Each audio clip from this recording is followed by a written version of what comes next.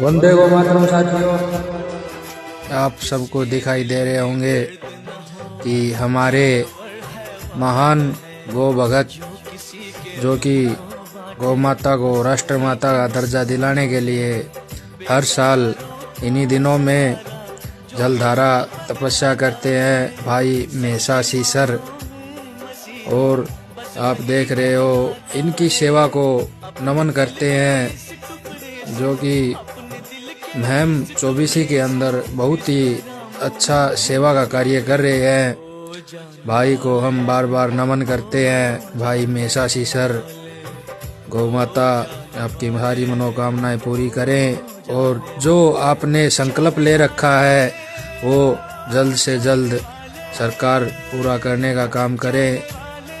जय श्री राम, जय गौ माता की साथियों।